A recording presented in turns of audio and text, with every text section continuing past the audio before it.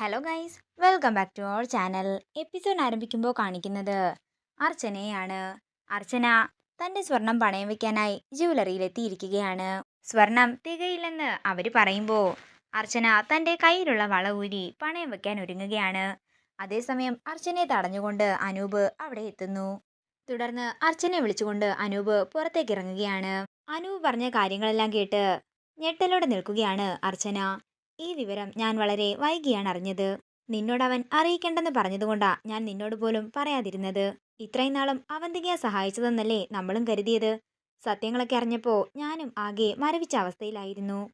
സച്ചി പറഞ്ഞതുകൊണ്ട് നിന്നോട് ഇതൊന്നും പറയണ്ടെന്നാ ഞാൻ കരുതിയത്. പക്ഷേ നീ ആഭരണം പണയം വെക്കാൻ ഇറങ്ങിയെന്നറിഞ്ഞപ്പോൾ നിന്നോടിത് പറഞ്ഞെന്നേ ഉള്ളൂ. ഞാൻ സച്ചിയോട് ചെയ്ത തെറ്റുകൾക്കെല്ലാം മുഴുവൻ മാപ്പും പറഞ്ഞു. ഇനി പറയേണ്ടത് നിന്നോടാണ്. സച്ചി എന്നോട് പറഞ്ഞു നിന്നോട് ക്ഷമിച്ചാൽ മാത്രം മതിയെന്നാ. അവൻ നിന്നെ ഇത്ര മനസ്സിലാക്കിയിട്ടും എനിക്ക് മനസ്സിലാക്കാൻ സാധിച്ചില്ലല്ലോ മോളെ. ഈ ഏട്ടനോട് മോള് ക്ഷമിക്കണം. ഇത് കേൾക്കുന്ന അർച്ചന കരഞ്ഞുകൊണ്ട് പറയുകയാണ്, എന്താ അനൂപേട്ട ഇത്? ഞാനടക്കം എല്ലാവരും കടപ്പെട്ടിരിക്കുന്നത് സച്ചി ഏട്ടനോടാണ്. അദ്ദേഹത്തിന്റെ ഭാര്യയാണെന്നുള്ള സ്ഥാനം മാത്രം മതി എനിക്ക്. ഞാൻ എന്താണെങ്കിലും സച്ചിയെ കാണാൻ നെല്ലിശ്ശേരിയിലേക്ക് വരുന്നുണ്ട്.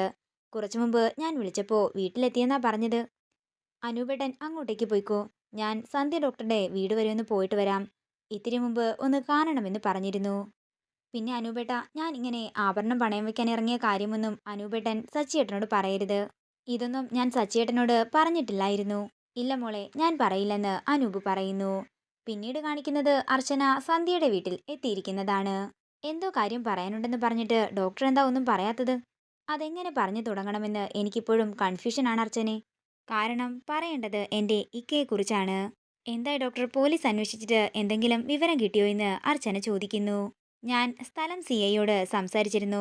അദ്ദേഹം ഇക്കയുടെ മരണത്തോടനുബന്ധിച്ചുള്ള ചില ദുരൂഹതകളൊക്കെ എന്നോട് പറഞ്ഞു. ആ ട്രാവലർ മോഷണം പോയതായതുകൊണ്ട് ട്രാവലറിന്റെ ഉടമയെ സംശയിച്ചിട്ട് ഒരു കാര്യവുമില്ല. ആ വണ്ടി ഓടിച്ചയാളെ CCTV മുഴുവൻ പരിശോധിച്ചിട്ടും കണ്ടെത്താനായിട്ടില്ല. ഇതൊരു സാധാരണ ആക്സിഡന്റ് ആയിരുന്നെങ്കിൽ മോഷ്ടിച്ച വണ്ടി ഉപേക്ഷിച്ചിട്ട് പോകേണ്ട കാര്യമില്ലല്ലോ. അതും മറ്റൊരു ആളൊഴിഞ്ഞ സ്ഥലത്തുനിന്നാ കിട്ടിയത്. ആ ട്രാവലർ ഓടിച്ചതാരാണെന്ന് അറിഞ്ഞാൽ മാത്രമേ ഇനി എന്തെങ്കിലും ചെയ്യാനാകൂ എന്ന CI പറയുന്നത്. പോലീസ് ഡിപ്പാർട്ട്മെന്റിന് ഇത് സാധാരണ നടക്കുന്ന ഒരു ആക്സിഡന്റ് മാത്രമാ. പക്ഷേ എനിക്ക് അതങ്ങനെയല്ലല്ലോ. മരിക്കുന്നതിന് തൊട്ടു മുമ്പ് ഇക്ക എന്നെ വിളിച്ച കാര്യം ഞാൻ അർച്ചനയോട് പറഞ്ഞതല്ലേ. അന്നെന്തോ വലിയ രഹസ്യം കണ്ടുപിടിച്ച രീതിയിലാ ഇക്ക എന്നോട് സംസാരിച്ചത്. അത് പറയേണ്ടടുത്ത് പറഞ്ഞിട്ടേ വരികയുള്ളൂ എന്നാ എൻ്റെ അടുത്ത് പറഞ്ഞത്. ഇത് എന്താണെന്ന് അറിഞ്ഞാൽ മാത്രമേ അതൊരു കൊലപാതകമാണെങ്കിൽ അതിന്റെ പിന്നിൽ ആരാണെന്ന് നമുക്ക് കണ്ടെത്താൻ സാധിക്കൂ. ഇത് കേൾക്കുന്ന അർച്ചന ചോദിക്കുകയാണ്, ഡോക്ടർക്ക് സംശയം അവന്തികേട്ടത്തിയാണോ? അതെ, അവന്തികയുടെ നമ്മളറിയാത്ത എന്തോ ഒരു രഹസ്യം ഇക്ക അറിഞ്ഞിട്ടുണ്ടാകും. അത് പറയാനാകും ഇക്ക ശ്രമിച്ചിട്ടുണ്ടാവുക. അന്ന് രാത്രി എന്നെയും വിളിച്ചിട്ടുണ്ടായിരുന്നതാ. പക്ഷേ എന്നോട് അങ്ങനെയൊന്നും പറഞ്ഞില്ലല്ലോ. എന്റെ സംശയങ്ങളെല്ലാം എനിക്ക് മാറ്റണം. അല്ല, എന്തെങ്കിലും ദുരൂഹതയുണ്ടെങ്കിൽ അത് കണ്ടെത്തുകയും വേണം. ഇതെല്ലാം അർച്ചനയോട് പറയാനും സത്യങ്ങൾ കണ്ടെത്താൻ എന്നെ സഹായിക്കണമെന്ന് പറയാനും കൂടിയാ ഞാൻ ഇങ്ങോട്ടേക്ക് വിളിപ്പിച്ചത്. ഇത് കേൾക്കുന്ന അർച്ചന പറയുകയാണ്, ഡോക്ടർ അബ്ദുൽ ഖാദർ എനിക്ക് എൻ്റെ അനൂപേട്ടനെ പോലെ ആയിരുന്നു. ഡോക്ടറുടെ മരണത്തിന് പിന്നിലെ ദുരൂഹത എനിക്ക് എന്താണെങ്കിലും അറിയണം. ഇപ്പോ നെല്ലിശ്ശേരിയിലുള്ള സന്തോഷത്തിന്റെ ഒരു പങ്ക് ഡോക്ടർക്ക് കൂടി അവകാശപ്പെട്ടതാണ്. അതുകൊണ്ട് എന്ത് സഹായത്തിന് വിളിച്ചാലും വെളിപ്പുറത്ത് ഈ അർച്ചനയുണ്ടാകും. പിന്നീട് കാണിക്കുന്നത് നെല്ലിശ്ശേരിയാണ്. അവന്തിക ഹരിഹരനെ വിളിക്കുകയാണ്. ഇവിടിപ്പോ അർച്ചനയുമില്ല, നന്ദനുമില്ല, നമുക്കൊന്ന് കാണാൻ പറ്റുമോ? അമ്മാവൻ അവിടെ വെയിറ്റ് ചെയ്താൽ മതി, ഞാൻ അങ്ങോട്ടേക്ക് വരാമെന്നും അവന്തിക പറയുന്നു. അങ്ങനെ അവന്തിക ഇറങ്ങാനൊരുങ്ങുമ്പോൾ നന്ദൻ വീട്ടിലേക്ക് വരികയാണ്. നന്ദനെ കണ്ട് പരിഭ്രമത്തോടെ നിൽക്കുകയാണ് അവന്തിക. അല്ല, നീ എങ്ങോട്ടാ ഇത്ര ധൃതിയില്? ഇവിടെ ആളില്ലാത്ത തക്കം നോക്കി നീ പുറത്തേക്ക് പോകാൻ ഇറങ്ങിയതാണല്ലേ എന്ന് നന്ദൻ ചോദിക്കുന്നു. നന്ദേട്ടാ, എനിക്കിങ്ങനെ ഈ വീട്ടിൽ മാത്രം ഒതുങ്ങി കഴിയാൻ സാധിക്കില്ല. എനിക്ക് എന്റേതായ പ്രൈവസി ഉണ്ട്. ഇങ്ങനെ എങ്ങോട്ട് തിരിഞ്ഞാലും റെസ്ട്രിക്ഷൻസ് കൊണ്ടുവന്നിട്ട് എന്നെ ഇങ്ങനെ ടോർച്ചർ ചെയ്യരുതെന്ന് അവന്തിക പറയുന്നു. എന്റെയും നിന്റെയും വിവാഹം കഴിഞ്ഞിട്ട് 8 വർഷമായി. ഇതില് 4 വർഷം ഞാൻ നിന്റെ തടവിലായിരുന്നു. നീ എന്താണെന്നും നിന്റെ ഉദ്ദേശം എന്താണെന്നും അറിയാത്ത കാലത്തോളം ഞാൻ നിന്നെ അനുസരിച്ചിട്ടേ ഉള്ളൂ. എന്നാലേ ഇപ്പൊ നിന്നെ ഭാര്യ പോയിട്ട് ഒരു മനുഷ്യനായിട്ട് പോലും ഞാൻ കണക്കാക്കുന്നില്ല. നിനക്ക് ഓർമ്മയുണ്ടോ എന്റെ നെഞ്ചില് നീ ആഞ്ഞു ചവിട്ടിയത്? ദാഹിച്ചിട്ട് അല്പം വെള്ളം ചോദിച്ചപ്പോ തരാതിരുന്നത് നിനക്ക് ഓർമ്മയുണ്ടോ? ഇത്രയൊക്കെ ചെയ്തിട്ടും നീ ഇവിടെ തുടരുന്നതേ ആ അർച്ചന എന്ന പെൺകുട്ടിയുടെ കാരുണ്യം കൊണ്ട് മാത്രമാണ്. എന്നോട് ചെയ്തതൊക്കെ ഇന്നല്ലെങ്കിൽ നാളെ ഞാൻ നിന്നോട് ചെയ്യും. എന്നിട്ട് നിന്റെ ജീവിതം ഞാൻ അവസാനിപ്പിക്കൂ. അത് ഞാനും നിങ്ങളോട് ആവശ്യപ്പെട്ടതാണല്ലോ. ഇങ്ങനെയുള്ള ജീവിതത്തിനേക്കാൾ നല്ലത് മരിക്കുന്നത് തന്നെയാ. ഇപ്പൊ എന്താ നിന്റെ പ്രശ്നം? നിനക്ക് പുറത്തു പോകണം. നീ ആരെ കാണാനാ പോകുന്നതെന്ന് എനിക്കറിയാം. ഇന്നലെ രാത്രി നീ എന്നെ കൊല്ലാൻ നോക്കിയ പ്ലാൻ അങ്ങ് പാളിപ്പോയത് നിനക്ക് അയാളോട് പറയണം. നിന്റെ അമ്മാവനോട്. എന്നിട്ട് നിനക്കെങ്കിലും പുതിയ പ്ലാനും കൂടി ചെയ്യണം. അതിനല്ലേ നീ ഇപ്പൊ പോകുന്നത്? ഇത് കേൾക്കുന്ന അവന്തിക ഞെട്ടലോടെ നന്ദനെ നോക്കുമ്പോൾ നന്ദൻ പറയുകയാണ്, നീ അതല്ലെന്ന് പറഞ്ഞാലും നിന്റെ മുഖത്തെ ഈ കള്ളമേ എനിക്ക് വായിച്ചെടുക്കാൻ സാധിക്കുന്നുണ്ട്.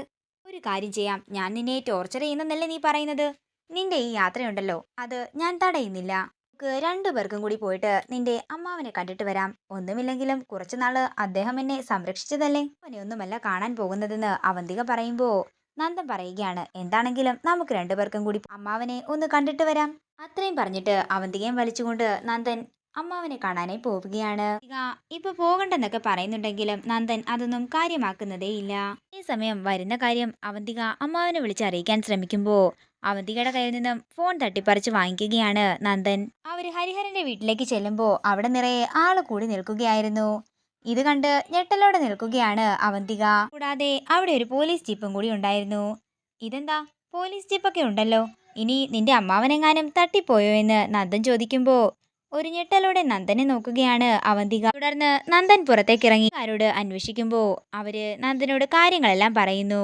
അങ്ങനെ കാറിൽ കയറിയിട്ട് നന്ദൻ പറയുകയാണ്, അതെ, നിന്റെ അമ്മാവനെ അറസ്റ്റ് ചെയ്യാനാ പോലീസ് വന്നിരിക്കുന്നത്, റിയൽ എസ്റ്റേറ്റിന്റെ തട്ടിപ്പിന്. ഹരിഹരനെ അറസ്റ്റ് ചെയ്തുകൊണ്ട് പോലീസ് പുറത്തേക്ക് വരുമ്പോ ഇതൊക്കെ കണ്ട് ഞെട്ടലോടെ നിൽക്കുകയാണ് അവന്തിക.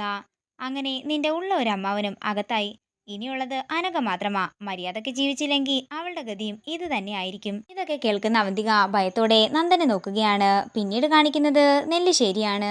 മഞ്ഞളൊക്കെ തേച്ചു കൊടുക്കുകയാണ് മീര. അതേസമയം അങ്ങോട്ടേക്ക് സന്ദീപ് വരുന്നു. സന്ദീപ് ഇന്ന് നേരത്തെ വന്നോ എന്ന് ആതിര ചോദിക്കുമ്പോ സന്ദീപ് പറയുകയാണ്, അത് പിന്നെ ഒരു ചെറിയ തലവേദന. ഇത് കേൾക്കുന്ന മീര പറയുകയാണ്, പണ്ട് ഞാൻ ആവണിയെ ഗർഭമായിരിക്കുമ്പോഴേ അനൂപേട്ടനും ഇങ്ങനെ തലവേദന വരാറുണ്ടായിരുന്നു. അതേസമയം അനൂപ് അങ്ങോട്ടേക്ക് വരികയാണ്. ഇതോടുകൂടി ഇന്നത്തെ എപ്പിസോഡ് ഇവിടെ തീരുകയാണ്. ഇഷ്ടമായെങ്കിൽ മറക്കാതെ ലൈക്ക് ചെയ്യുക, ഷെയർ ചെയ്യുക, കമന്റ് ചെയ്യുക. കൂടുതൽ സീരിയൽ അപ്ഡേറ്റ്സിനായി മറക്കാതെ സബ്സ്ക്രൈബ് ചെയ്യുക നയൻസ് ക്രിയേഷൻസ്.